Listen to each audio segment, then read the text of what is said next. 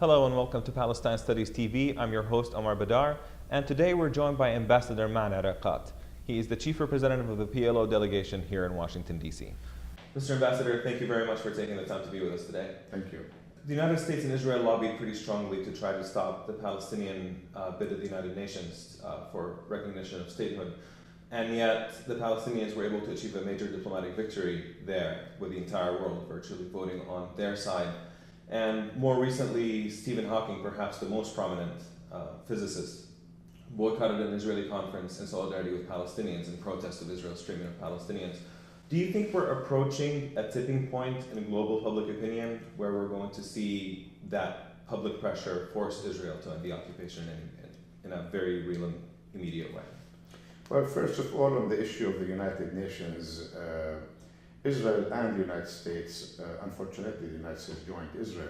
We always told the United States this is not something that is directed at the United States. It's something that is directed at Israeli policies of continued settlement, expansion, occupation, violation of Palestinian human rights, and therefore we never wanted to confront the United States. But unfortunately, the United States opted to take the side of Israel on this issue.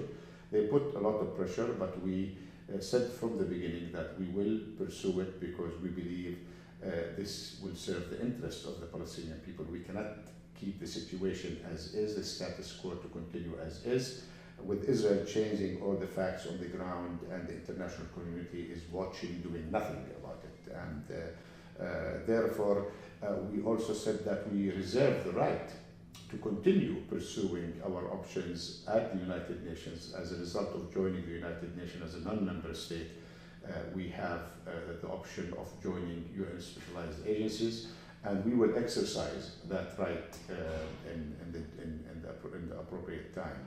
As for boycotting, academic and other, I think it's one way of expressing displeasure with the continued Israeli occupation policies against the Palestinian people. I think the entire world is getting fed up with Israeli excuses, fed up with Israeli policies, and they all know that unless this problem is resolved, the Middle East will continue to simmer.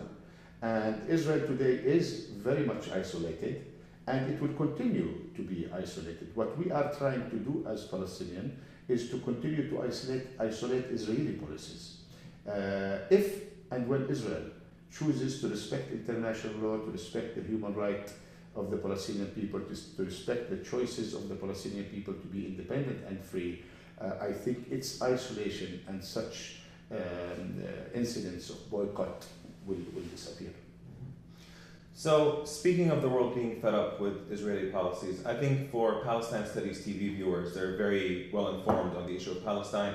There's an understanding that the peace process failed precisely because Israel kept expanding settlements and undermining the very reason for these negotiations, undermining the prospect of a Palestinian state.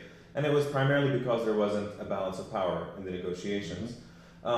Just a few days ago, it was announced that Israel is going to be building 300 more settler homes near Ramallah. And in spite of that, there are news reports coming out suggesting that there was going to be renewed negotiations. It's not clear how high level they're going to be coming up in June. And I think that leaves many people thinking, why would negotiations restart at this point? Are there any specific assurances either from Secretary Kerry or from the Israelis that would make these negotiations different? Or is, as many speculate, this is just another example of perhaps the Palestinian leadership succumbing to American pressure to engage in the diplomatic process that would lead to nowhere? The Palestinian leadership succumbing to pressure is totally a myth, because over the last 2-3 years we have been subjected to immense pressure by the United States and by other countries in the region who have close relationship with the United States. And it's not a secret that some of them are Arab countries. In our relationship with the United States, we understand that there are mutual interests. The United States is a superpower. The Palestinians don't want to be at odds with the United States. We would prefer to have a normal, good relationship with the United States. What is souring our relationship with the United States is their position vis-a-vis the Palestinian-Israeli conflict. Had the United States taken always a position that reflects its principles in opposing the Israeli military occupation and calling on Israel to end its violation of international law and Palestinian human rights, we wouldn't have an issue with the United States. But it is not true that we always listen to the United States, and they know that. They can tell you that the Palestinians don't listen. I had a meeting 3 weeks ago with some officials in which they complained that we, against their wishes, we went to the United Nations. We are motivated, driven by the interests of our people. There are no plans whatsoever to return to the negotiations anytime soon. The announcement of building these 295 units in Beit El was a reward to some of the settlers who were evacuated from a settlement outpost near the area, in which the Israelis struck a legal deal with them, that they will give them housing in the established settlement of Beit El near Ramallah.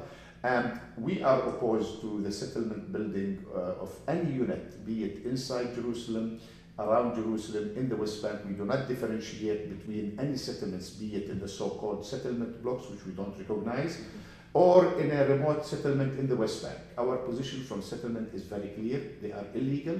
They should be dismantled. Settlers should be evacuated. This is our position. It has not changed. And to return to the negotiations before agreeing on clear terms of reference, on Israel acknowledging that the outcome of such negotiations will lead to a Palestinian state based on the 1967 borders, and without creating the atmosphere conducive to such political engagement, I call it. I don't want to call it negotiations or peace process, because people are getting tired and sick of these terminologies or terms. There has to be certain requirements in order to make sure that whatever engagement is going to succeed. The burden is on Israel, the burden of proof on Israel. They need to prove that they are serious and genuine about seeking peace and end to the conflict with the Palestinians, instead of embarking on an accelerated effort to impose more facts on the ground, to destroy the two-state solution, and to keep the situation in the Middle East volatile. Yeah. So reports about renewed negotiations in June, you think, are premature at this point? Absolutely, absolutely. There has been nothing has been agreed on whatever the formula will be. The United States and Secretary Kerry are exerting a lot of efforts in order to create the grounds needed for a political engagement. But we, in our discussions with them, are telling them there are certain ingredients that must be included in order for that to succeed. We don't want a repeat of negotiating for the sake of negotiating. We don't want a process that will not produce an end to the occupation and peace. And therefore, we are making ourselves clear to the United States that we are not going to engage in yet another empty process that will not produce anything. There have been many efforts by both Hamas and Fatah to reach reconciliation, and it seems like both parties are genuinely pushing for it, making very serious efforts. Yet it hasn't happened. And I'm curious, do you think that reconciliation is a prerequisite for pursuing a real end to the occupation? And if so, why do you think it hasn't happened yet? Well, the unity of the Palestinian people is important. Divisions in any society weaken that society. The divisions among the Palestinians for the last 7 years have weakened us significantly, morally, politically, geographically. Therefore, the Palestinian leadership, the PLO, continues to explore means and ways to end these divisions. Unfortunately, Hamas today is not complying with the agreement we reached with them in Doha in May 2011, which stipulated that after the Election Commission ends its registry of Palestinians in the West Bank and Gaza Strip, that took some time for them to allow it to happen in the Gaza Strip, the president will issue a decree to form a technocrat government to prepare the grounds for legislative, presidential, and Palestine National Council elections after 3 months. The Election Commission finished its work in Gaza, and when the president was prepared to announce the elections and the formation of that technocrat government, Hamas opposed, and they said we will only accept a technocrat government but no elections. So without getting that democratic process back on track, without allowing the Palestinian people to choose their representatives, without reviving that democratic process, which is vital to the survival of any nation, any people, I don't think the PLO will accept to proceed with the forming of a technocrat government absent any agreement on the elections. So this, unfortunately, where things stand, and definitely if we manage to end the divisions, it will enhance and strengthen our future engagement with Israel. Switching gears back to the United States a bit, the Obama administration in its first term came out very strongly against Israeli settlements, demanding a freeze. They eventually backed down from that demand. Now we have a second term. There are less pressures on President Obama. What do you expect to be different in the second term? Do you think, I mean, his speech to an Israeli audience, he talked very extensively for the first time in an unprecedented way about the Palestinian perspective and the importance of the justice of the Palestinian cause in a sense. But his policies seem to be moving in the other direction. Do you have any expectations of what a second term under Obama will be like? Well, I mean, other than what we heard, other than that, what assurances we received from U.S. officials, from the president himself, I mean, the efforts that are being made today by Secretary Kerry, I mean, he met last week with Palestinian and Israeli officials. He's planning to go to the region again on the 21st of this month. I think he's investing a lot of time. I mean, so far he probably had close to 10 meetings with different Palestinian leaders and Israeli leaders. This is encouraging. The fact that President Obama is backing his Secretary of State is also encouraging. The fact that Secretary Kerry is the one who is doing it is also encouraging. They are not delegating it to lower level officials. He is following up on that. But having said all that, I think the U.S. must be prepared to hold all the parties accountable if they fail to cooperate and work with the United States in order to put an end to this conflict. In the past, we have been told that the U.S. will do such a thing. Unfortunately, due to many factors, including domestic politics, they could not publicly say Israel, Netanyahu are the ones who really abandoned the political process. You know, in 2010, in September, after a summit that was held here in Washington, sponsored by President Obama, 3 weeks later, Netanyahu ended the so-called moratorium, which was never a full moratorium on settlement activities, and he refused even to give negotiations a chance to be explored. And for the last 4 years, Netanyahu basically did not do anything other than building more settlements on the ground and undermining the prospects of a two-state solution. So unless the US is prepared to tell Israel that their policies are going to be harmful, not only to the United States of America in an important region, but also to Israel, and unless they use their leverage with Israel to make sure that Israel makes the right decisions, we will see the same thing over and over again. And that's why to exert effort to make good statements is one thing, and to translate those efforts and good statements into concrete action is another. So on the Israeli front, things are not looking particularly promising. They just had an election. The issue of Palestine almost was completely absent from their election, and it doesn't seem to be part of their public discourse at this point. For people within the United States, there are many within the Palestinian community, the Arab American community, and people who just want to see justice in that region from outside of that community, who want to see a better U.S. policy, better relations with the Palestinians, and a more even-handed policy towards Israel and Palestine. What message would you have for them? Well, first of all,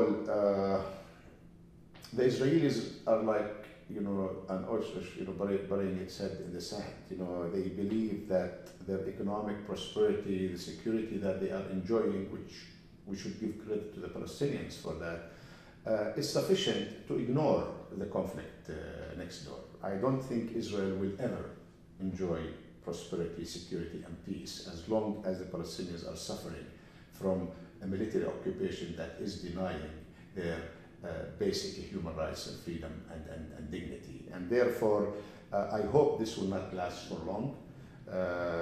We are there, we are their neighbors, and we are extending our hands to them to have an honorable peace that will preserve our rights, allow both peoples to live in security, stability, and peace. But if they think that by ignoring the conflict, ignoring what the Palestinians are going through, they will bring about peace and stability for Israel, they will find out soon that they are wrong.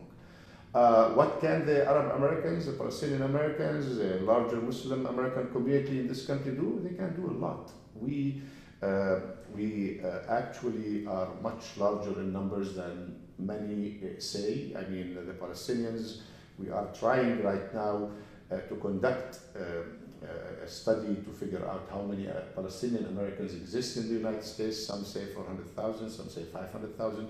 Arabs the same, some say 1.5, 2 million. You add all that to the American Muslim community here, and we can really be a very influential group and community in the United States. But in order to be an influential group, we need to learn the American, everything the American way. If we don't vote, if we don't volunteer, if we don't contribute to campaigns, election campaigns, we're not going to have an impact. And you know very well, you worked in this field for a long time. You know what is the percentage of Arab Americans and Muslim Americans who turn out on election day compared to other groups and communities, even groups who have just arrived recently in the United States, such as the Hispanic and the Asians, who are now becoming a detrimental factor on who gets elected and who does not get elected. So unless we really start working at the grassroots level, unless we reach out to different segments of the American society, work with them, show them that we understand their issues, causes, and problems, ask them to understand our issues, causes, and problems, and forge those alliances with them based on a domestic agenda.